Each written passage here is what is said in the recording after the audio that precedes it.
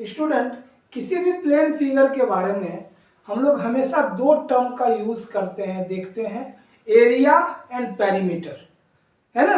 Area और perimeter क्या होता है, एरिया क्या पेरीमीटर होता है, दोनों में क्या डिफरेंस है, इसका फॉर्मूला क्या होता है, कैसे हम लोग दोनों का फॉर्मूला निकालते हैं, सबसे पहले अंतर कैसे समझते हैं, इसको आसान भाषा में स्टेप बाय स्टेप समझेंगे। मेरा पूरा देखिए, मैं हूँ एसके मिश्रा, आप देख रहे हैं मेरा चैनल कंसेप्ट ऑफ मैथमेटिक्स। चलिए स्टार्ट करते हैं। देखिए, perimeter versus area, what's the difference. जैसे किसी भी प्लेन फिगर को, मान लो ये प्लेन फिगर हम ले लेते हैं, आप तो जानते हो कि ये रेक्टेंगल है, जैसे कि गांव देहात में खेत जिसको कहते हो, तो खेत का जो आरी होता है जिसमें कि हम लोग चलते हैं चारों तरफ, मतलब घेरा, बाउंड्री, बाउंड्री जो होता है इसका, बाउंड्री को कहते हैं पेरीमीटर। ये बाउंड्री क्या हो गया, पेरीमीटर। और इसके बीच में, जैसे अभी धान का फसल है या गेहूं का फसल लगेगा, खेत का जो बाउंड्री है, आरी है, उसके बीच बीच में जो धान लगता है या फसल बोया जाता है, ये जो एरिया है, ये जो प्लेस है इसके अंदर में, बाउंड्री के अंदर, उसी को कहते हैं हम लोग एरिया। उसको क्या कहते हैं, एरिया। ये हो गया आपका एरिया। पेरीमीटर बाउंड्री हो गया, और उस पेरीमीटर के, बाउंड्री के with in the boundary, space with in the boundary is called area. अब उम्मीद है आप समझ गए हैं क्या होता है पेरीमीटर, क्या होता है एरिया। अब इसका फॉर्मूला देखो, बाउंड्री कितना बड़ा है इसको निकालने के लिए कितना आसान है। देखो फॉर्मूला भी कैसे बनता है वो जानना चाहिए। लेंथ और ब्रेथ होता है किसी भी रेक्टेंगुलर फिगर में, चाहे वो स्क्वायर हो, पैरेललोग्राम हो, रेक्टेंगल हो, जो भी हो। तो ये हुआ एल, तो एक और एल होगा, अपोजिट साइड इक्वल होता है। ये बी है तो ये बी होगा।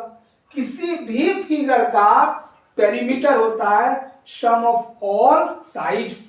बाउंड्री को ऐड कर दो, दैट विल बी पेरीमीटर। तो इसमें देखो, यहां से शुरू करो, एल, या इसको हम ऐसे कर सकते हैं, A B C and D. तो पेरीमीटर क्या होगा जी,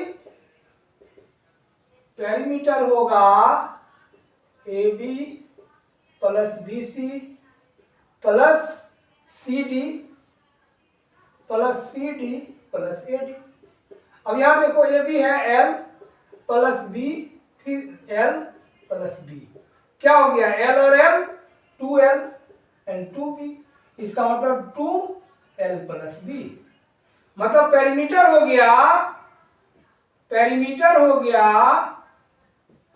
2 इंटू लेंथ प्लस ब्रेथ। किसी भी रेक्टेंगल का पेरीमीटर होता है 2 into L plus breadth, length plus breadth. लेकिन अब यदि यही स्क्वायर रहता, मान लो इसके जगह पर ये स्क्वायर है, तो हम जानते हैं कि स्क्वायर भी एक रेक्टेंगल है। अंतर यही है कि इसका सब इक्वल होता है। मान लो सब है, ये साइड ए है तो ये भी ए होगा, ये भी ए होगा, ये भी ए होगा, ये A B C D same हो गया। तो यहां भी हो जाएगा A plus A plus A plus A. इसका मतलब ये क्या हो गया, 4a। तो स्क्वायर जब रहेगा, ये हो गया रेक्टेंगल, रेक्टेंगल, और जब स्क्वायर रहेगा तो हो जाएगा 4 इंटू साइड, 4 इंटू साइड। कितना आसान है। तो पेरीमीटर हम लोग समझ गए, बाउंड्री का सम होता है, कैसे फॉर्मूला निकलता है ये भी हम समझ गए। अब हम लोग देखते हैं एरिया। एरिया इसके बीच का पार्ट होता है, बीच का भाग होता है। तो जब हम लोग एरिया निकालते हैं तो सिंपल है कि लेंथ और ब्रेथ को मल्टीप्लाई कर देते हैं। क्या करते हैं, एरिया इज इक्वल टू होता है, area is equal to length into breadth, length into breadth. और तो ये हो गया रेक्टेंगल का। और जब स्क्वायर का निकालेंगे, स्क्वायर में ये भी ए है, ये भी है, ए है, तो a into a is equal to a square, यानी कि साइड का स्क्वायर, साइड का स्क्वायर होता है ना। तो एरिया और पेरीमीटर। अच्छा, एक बहुत और इम्पोर्टेंट स्टूडेंट, बहुत जबरदस्त अंतर है, इसको कभी भूलिएगा नहीं। पेरीमीटर का जो यूनिट होता है, unit of perimeter is unit only unit.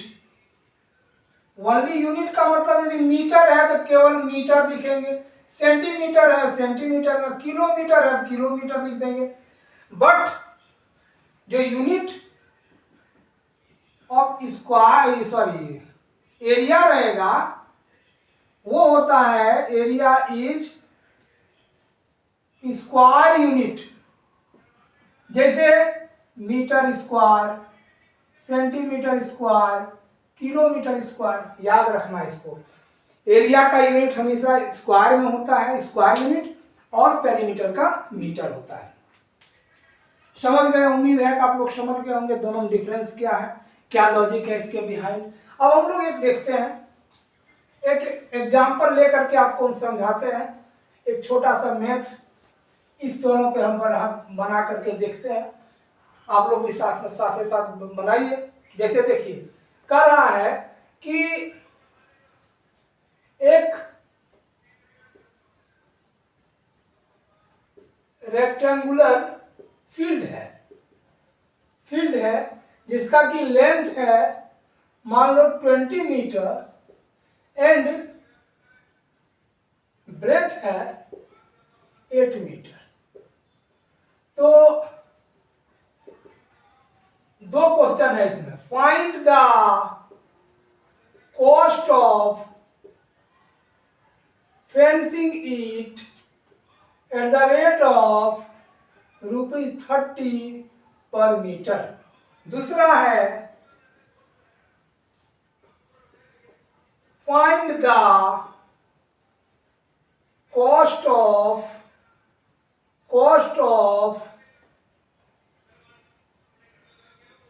growing grass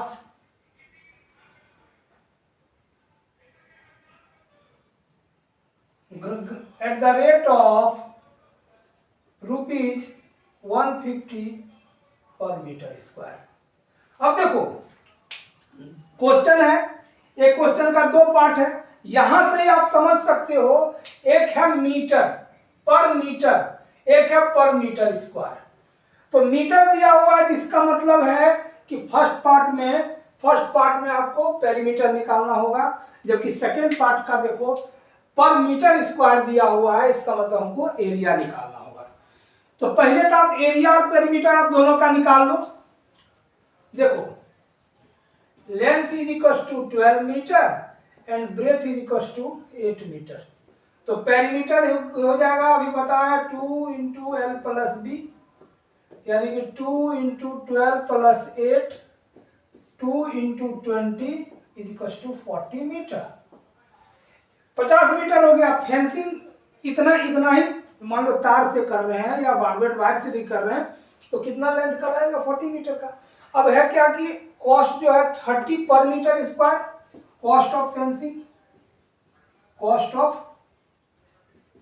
fencing क्या होगा? मल्टीप्लाई कर दो, 40 × 30 इज इक्वल टू ₹1200। एक आंसर आ रहा, और ये हो गया। अब कहता है कि कॉस्ट ऑफ ग्रोइंग ग्रास। अब घास को उगाना है जी, बाउंड्री के बीच में करेंगे, तो अब इसके लिए क्या करेंगे? हमको एरिया निकालना पड़ेगा। एरिया कितना हो जाएगा? लेंथ है 12, ब्रेथ है 8, तो area is equal to length into breadth, तो 12 × 8 96 मीटर स्क्वायर। अब क्या है? कॉस्ट है 150 मीटर पर मीटर स्क्वायर। कॉस्ट ऑफ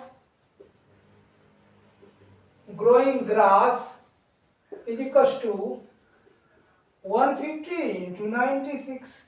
अब इसको मल्टीप्लाई करो, 15 × 6 = 90 के 0 बाकी 9, 15 × 9 = 135, 10 = 145, 144,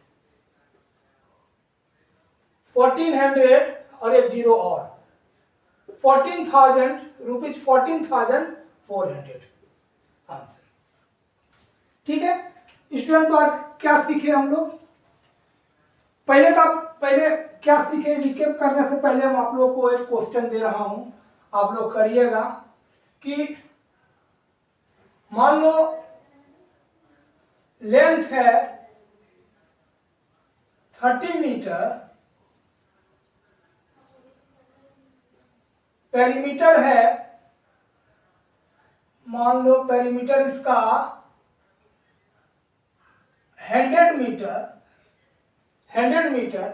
तो ब्रेथ निकालना है और एरिया निकालना है। ठीक है, ये दोनों आप निकाल करके कमेंट कीजिएगा, इसका आंसर कमेंट में बताइएगा, समझे पता चलेगा कि आप समझे हैं कि नहीं। तो हम लोग क्या देखें कि एरिया और पेरीमीटर में क्या डिफरेंस है, उसका फॉर्मूला कैसे निकलता है, क्या ट्रिक है निकालने का, और उससे रिलेटेड हम लोग क्वेश्चन कैसे सॉल्व करते हैं। तो स्टूडेंट, यदि मेरा वीडियो पसंद आया हो तो इसको लाइक करिए, शेयर कीजिए और प्लीज़ मेरे चैनल को जरूर से जरूर सब्सक्राइब कीजिए ताकि मेरा वीडियो का लिंक आपको मिलते रहे। मिलते हैं फिर अगले वीडियो में।